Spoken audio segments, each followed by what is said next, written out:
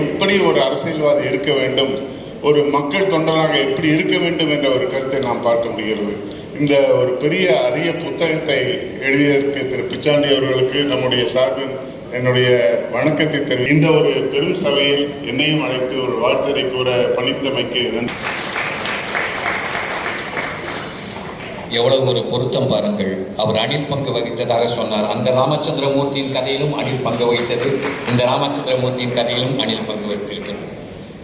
அடுத்து உரையாற்ற வருபவர் கண்ணியமிக்க காவல்துறை உயர் அதிகாரியாய் கடமையாற்றியவர், புரட்சித் தலைவரை கண்ணும் கருத்துமாய் உடனிருந்து பாதுகாத்தவர்.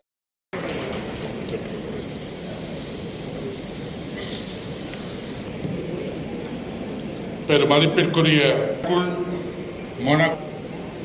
நினைவுகள் எனும் சிறந்த நூலின் ஆசிரியரும் எனது கழுத இந்த நூல்களை உலக புகழ்பெற்ற விஐடி பல்கலைக்கழகத்தின் வேந்தரும் நான் வியந்து பெரிதும் மதிக்கும் திரு விஸ்வநாதன் அவர்களே, இந்நூலின் முதல் பிரதியை பெறுபவரும் தமிழ்நாட்டின் வடபகுதியில் பல கல்வி நிலையங்களை செம்மையாகவே நடத்தி கொண்டிருக்கும் திரு RS முனிரத்னம் அவர்களே, தீவிர விசுவாசியும் உறுப்பெற்று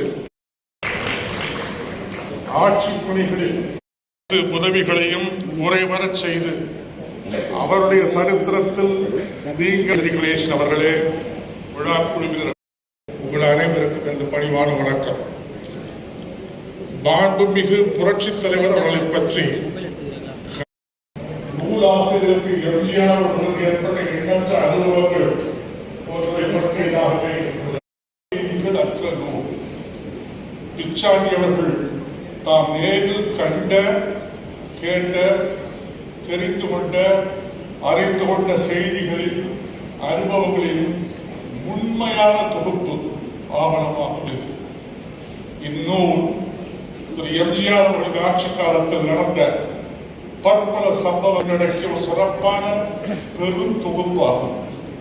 இந்நூலில் முதலமைச்சர் எம்ஜிஆர் அவர்கள் ஏழை மக்கள் மீதும், கிராம மக்கள் மீதும், ஒடுக்கப்பட்ட மக்கள் மீதும், மாற்றுத்திறனாளிகள் மீதும் எத்தகைய கரிசனம், பரிவு, கருணை ஆகியவற்றை தன் இயல்பையாகவே இன்பம் கொண்டிருந்தார் என்பதை இந்நூலில் திரு எம்ஜிஆர் அவர்கள் ஆட்சி காலத்தில் சம்பவங்கள், அவற்றின் மீது எடுக்கப்பட்ட முக்கிய முடிவுகளின் பின்புலம், பேக்ரவுண்ட், பின்புலம் ஆகியவை தெளிவாக்கப்பட்டுள்ளன.